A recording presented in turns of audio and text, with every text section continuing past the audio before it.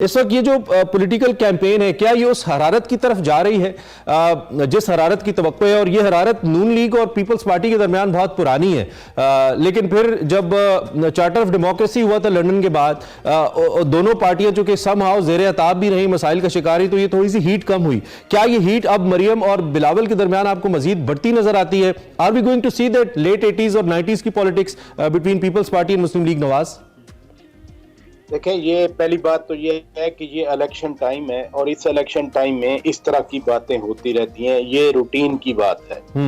लेकिन बिलावल भुट्टो जरदारी साहब मसलसल जो नून लीग की क़यादत पर अटैक कर रहे थे, सियासी हमलों की बात कर रहा हूँ। पहले तो नून लीग इसको इजी लेती रही। नून लीग ने कभी ये नहीं प्लान किया था कि हम हेड ऑन करेंगे बिलावल को, लेकिन बिलावल भुट्टो जरदारी ने मसलन एक जलसा मैंने खुद उनका जाकर देखा, उधर बलवाल में मैं गया हुआ था परसों, तो जिस पैशन के साथ, जिस एग्रेशन के साथ वो नून लीग की आला क़यादत और मियां मोहम्मद नवाज शरीफ साहब का नाम लेके वो बात करते रहे, तो एक तरह से बिलावल भुट्टो जरदारी ने नून लीग को अब ब्रेक किया अपनी पिच पर कि वो मजबूर हो गए हैं नून लीग वाले उनकी बात का जवाब देने के लिए। पहले वो ये जवाब नहीं दे रहे थे, वो कह रहे थे कि हर पार्टी अपनी बात कर सकती है, हर सियासतदान बात कर सकती है, लेकिन आपने दुरुस्त कहा, कल मियां मोहम्मद शहबाज शरीफ साहब ने भी जवाब दिया, मरियम नवाज शरीफ साहिबा ने भी जवाब दिया। तो इट मीन्स के कुछ फिर नून लीग महसूस कर रही है जिसका अब उन्हें अंदाजा हुआ है कि हमें जवाब देना चाहिए। हैविंग सेड दैट, वो मामला नहीं आएगा जो 90s में मुस्लिम लीग और पीपल्स पार्टी के दरमियान या जो सियासी राइवलरी थी, वो नहीं आ सकता। और उसकी बुनियादी वजह यह है कि पीपल्स पार्टी को पंजाब में अगर वो 90s वाली ग्लोरी पंजाब में रिवाइव करनी है तो उसके लिए बहुत मेहनत करना पड़ेगी। अभी तो पीपल्स पार्टी के पास जो एक सो कॉल्ड फिनोमेनन है पाकिस्तान का, इलेक्टेबल्स पंजाब में, बहुत सारे अजला में तो उन्होंने टिकट्स भी नहीं दिए लोगों को, क्योंकि उनके पास वो लीडिंग जो विनिंग हॉर्सेस होते हैं वो है नहीं। तो इसलिए वो 90s वाला तो बहरहाल रिवाइव नहीं हो सकता।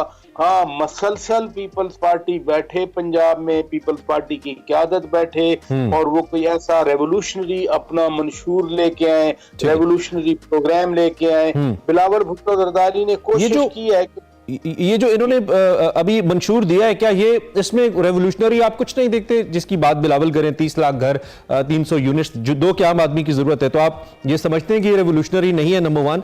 नंबर 2, ये जो वोटर्स को कन्विंस कर रहे हैं बिलावल, मुसलसल तहरीक इंसाफ के वोटर्स को, और कल तो नून लीग के वोटर्स को कह रहे थे कि आप हमें वोट दें। I mean this was very interesting कि आप नून लीग के वोट, ये ऐसी है जैसे आप भारत में क्रिकेट खेलने जाएं और भारतीय शायकीन को कहें कि आप इंडियन टीम को सपोर्ट ना करें, हमें सपोर्ट करें। वो लाहौर में नून लीग के वोटर्स को कह रहे हैं कि आप मुझे वोट दें। तो is it like what kind of strategy it is? Bilawal क्या सोच रहे हैं?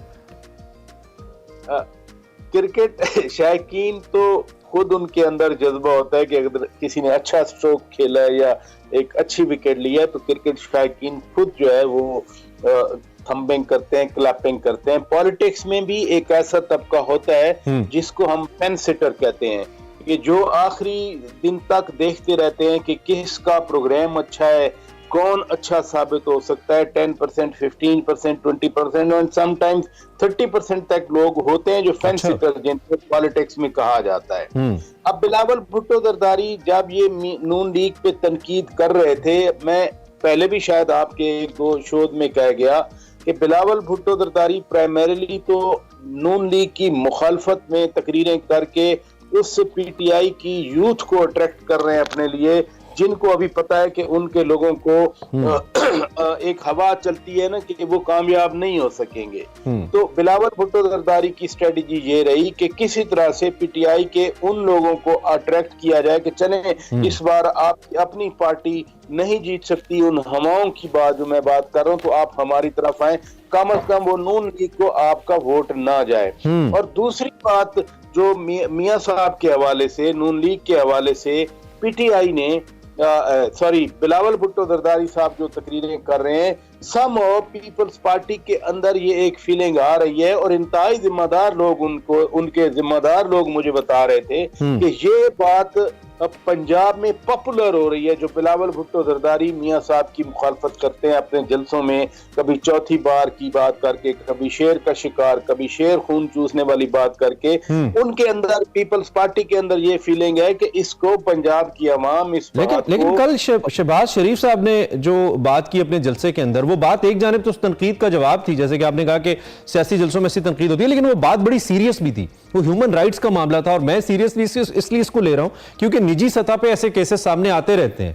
हमें नहीं पता कि क्या बहुत ताकतवर लोग इस सतह के ऊपर इसको करते हैं। जैसे कल शहबाज शरीफ साहब ने कहा कि हम किसी को रिहा करेंगे या नहीं, हमारे दौर में तो कोई कैदी नहीं था, आप जो निजी जेलों के कैदी हैं, जिनको कैदी बना के सिंध में रखा गया, आप उनको छुड़ाएं, उनको रिहा कराएं। इससे ये लगता है कि सिंध में शायद बहुत बड़ा नेटवर्क है कोई, जिसकी तरफ शहबाज शरीफ साहब इशारा करें, जिसमें निजी जेलों में आम लोगों को रखा जाता है और वो ताकतवर लोग हैं और उनका ताल्लुक पीपल्स पार्टी से है, आई मीन उस जमात से जिस पर वो तनकीद करे थे। ऐसा लगता है, ऐसा कहा है शहबाज शरीफ साहब ने।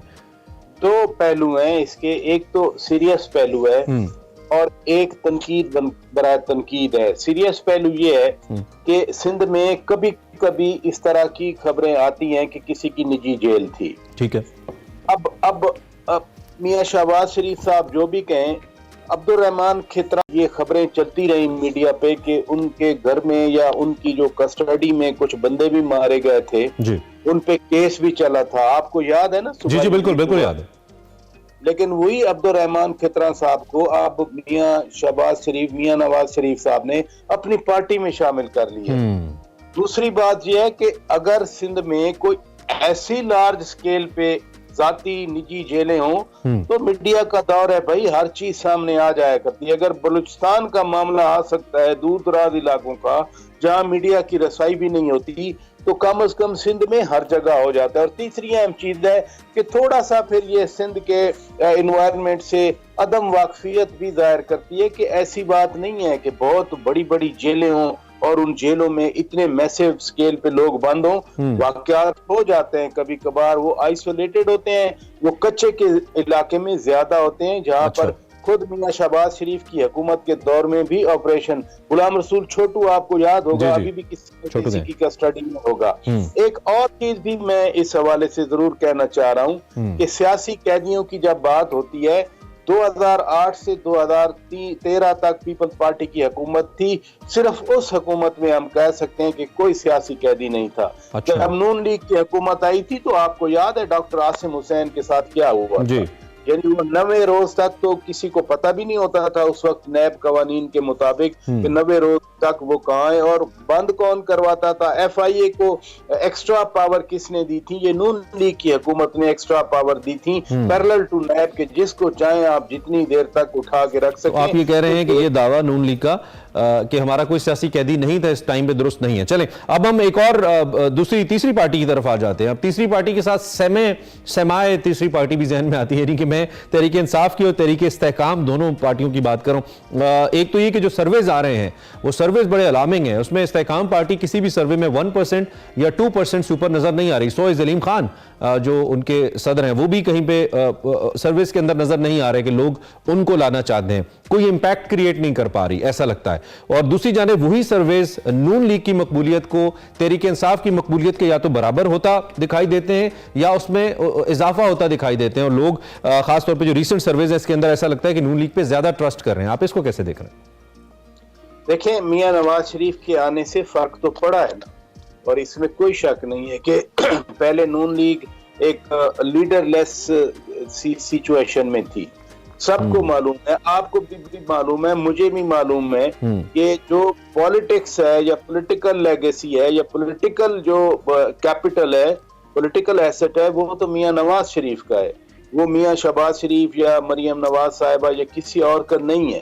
तो मियां साहब जब बाहर थे तो लोग जो नून लीग वाले हैं वो एक तरह का लीडरलेसनेस का शिकार थे। अभी मियां साहब आए, मियां साहब जलसों में जा रहे हैं, कम जा रहे हैं, लेकिन आप देख रहे हैं कि मियां साहब का देखिए ना 80 से लेके अभी 40 साल हो गए। 40 साल में मियां साहब वन और द अदर वे वो पाकिस्तान की पॉलिटिक्स का एक बड़ा फैक्टर रहे हैं, बहुत बड़ा फैक्टर रहे हैं। अगर उनको डिपोज किया गया, इक़्तिदार से निकाला गया, अभी तो वो फैक्टर थे जब उनके पास इक़्तिदार आया तो भी फैक्टर थे। और अजीब बात है कि जब भी मियां साहब के पास इक़्तिदार आया 2/3 मेजॉरिटी के साथ आया। तो अगर आप 40 साल में पहले 5 साल में किसी को ओबलाइज किया, अगले 5 साल किसी को, फिर अगले 8 यानी स्पैन बन गए 5-5 साल के। तो उस 8 स्पैन में लोगों के पास साथ आपका डायरेक्ट इंटरेक्शन है। मियां साहब का जो पंजाब के लीडिंग पॉलिटिशियन है, केपी के या पाकिस्तान के, उनके साथ डायरेक्ट इंटरेक्शन है। तो मियां साहब के आने से एक नई ताकत मिली है, नई रूह आई है मुस्लिम लीग नून में। और जो सर्वे आ रहे हैं, मैं जाती तौर पर इन सर्वेस पे कुछ ज्यादा यकीन नहीं किया करता कि सिलेक्टेड एक सैंपल होता है और बिल्कुल लास्ट सैंपल जो 3000 लोगों का था लास्ट सर्वे के अंदर, यानी 245 मिलियन पॉपुलेशन में 3000 का। अच्छा, वन मोर लास्ट थिंग, मेरे पास टाइम बिल्कुल ही खत्म हो गया। आप वो उस पॉइंट पे जरा बोले ना, तहरीक इंसाफ का जो मैंने आपसे पूछा, आप how do you see their politics, I mean where do they stand. कल झगड़ा साहब का एक स्टेटमेंट आया केपी से, उन्होंने कहा कि अब तो प्लेइंग फील्ड ही नहीं है, इन इंतखाबात की कोई वैल्यू नहीं है। और फिर जो बैरिस्टर गौहर है, उन्होंने भी कोई ऐसी ही बात की मिलती जुलती। तो इसका मतलब ये है कि they are not going to accept the results if they are not in favour of Tehreek Insaf, ऐसा लगता है। मुझे तो ये जो बैरिस्टर गौहर साहब की आई एक बात और झगड़ा साहब की, ये ना हो। शौकत भाई, ऑडियो लॉस्ट हो गई आपकी, लॉस्ट योर ऑडियो। लग रहा है हमारा, आपको आवाज आ रही है शौकत भाई साहब? बिल्कुल आवाज आ रही है। आप अपना जुमला मुकम्मल करें जी। मैं ये कह रहा हूँ कि अभी जिस तरह से ये बयानात आए हैं, झगड़ा साहब के बयान से पहले बैरिस्टर गौहर खान साहब का बयान, तो कहीं ये ना हो कि पीटीआई आखिरी लम्हे कोई और फैसला कर दे। तो ये इन बयानात से, यानी जैसे गौहर साहब कह रहे थे कि जी हमें उधर धकेला जा रहा है जहां से वापसी का रास्ता ना हो, लेवल फील्ड की बजाय फील्ड ना होना, ये पुरानी बातें हैं। और ये फैसला आप ये कह रहे हैं बिटवीन द लाइंस के इंतखाब के बाइकआउट का भी हो सकता है? जैसे बैरिस्टर गौहर खान के बयान आ रहे हैं तो मुझे इस बात का डर लग रहा है। और फिर ये ठीक है, बात क्या है, लोग उनके चले गए, लोग बहुत सारे निकल गए जो इस्तेकाम किया, आपने बात की, फिर हवाएं जब चलती हैं लोगों को भी पता चलता है कि जी फलां पार्टी इक़्तिदार में नहीं आ रही, तो हम नहीं जाते। तो ये एक कुछ ना कुछ तो सोचने पे मजबूर करेगी ना ये बात। Right Shaukat Pasha Sahab, thank you very much for joining us in the morning. Senior सहाफ़ी और एंकर पर्सन शौकत पराचा साहब अपना सियासी तज्ज़िया हमारे सामने रख रहे थे। उनके जिस तरह के बयानात तहरीक इंसाफ की लीडरशिप दे रही है, खुदा न खास्ता ऐसा भी हो सकता है कि वो कोई बड़ा फैसला ले लें। 2 केस से पहले तहरीक इंसाफ की लीडरशिप ये कहती आई है कि चाहे जो भी हो हालात, हम इलेक्शन लड़ेंगे। लेकिन अब कुछ साफियों का ये कहना है, जैसे कि पराचा साहब कह रहे हैं, कि ये हो सकता है क्योंकि बड़ा फैसला ले ले तहरीक इंसाफ बिफोर इलेक्शन।